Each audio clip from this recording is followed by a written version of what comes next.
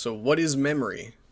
Really, memory is just information stored in some way or another, like the memory you have in your brain. Audio memory was really the first form of storing memory in the traditional sense that we do. The first audio memory formats were wax tubes that would be used to play music. Later, flat shalk records came. The first flat records were one-sided, with one side consisting of wavy lines containing audio memory, and one side being completely flat. Later records would have designs on the back to discourage cracking of the discs, which later led to discs having music on both sides. A lot of discs today kind of have a little gimmick of designs on the back. I have the Welcome to the Black Parade, which on one of the discs on the back has like a picture from the album cover kind of engraved into it. It's very nice. It's a very nice art form. The next big transition in audio formats was magnetic memory. This was typically a large strip of magnetic tape. Certain sections of the tape could be magnetized to store and repeat audio data. Reel-to-reel tapes were very popular. They were just a single roll of magnetic tape that was threaded through a reed head and then would wound back onto a spare roll. The reel-to-reel later led to the development of the 8-track audio cassette. The 8-track was a bulky plastic rectangle that stored 8 tracks of music, and the 8-track later led to the audio cassette. The audio cassette was basically just a self-enclosed reel-to-reel, except without the ability to play itself. Of course, you needed a player to, play it. After audio cassettes came out, there was a MIDI cassette format that didn't really share the same form as the normal audio cassette. But they were fine. They just didn't sound great.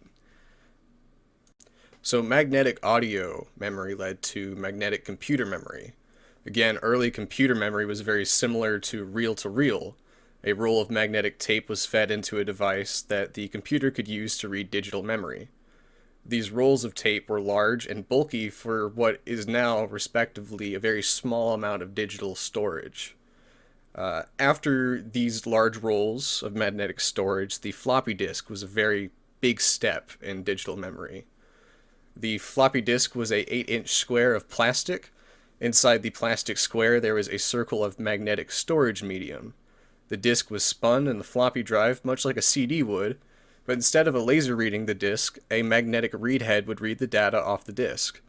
Later, smaller, more compact floppy drives were introduced, going from 8 inches to 5 1/4 inches, and then 3.4 inches respectively. Zip drives were very similar to the 3.5-inch floppy disk, but a little thicker. Zip drives were faster than 3.5-inch floppies and could hold around 100 megabytes to around 250 megabytes. There's definitely larger capacity drives, but these are what you'd commonly see if you had an older zip disk.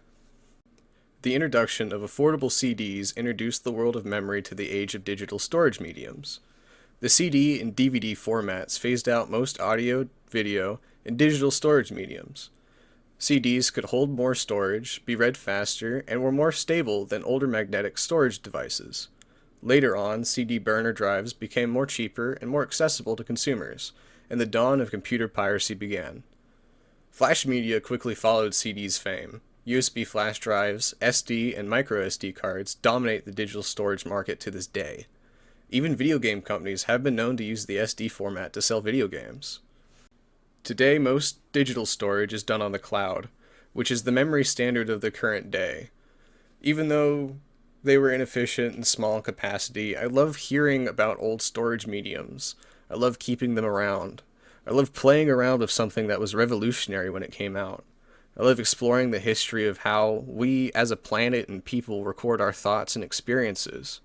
I really do hope you've enjoyed this video. My name is Ford, and I hope you guys have a wonderful day.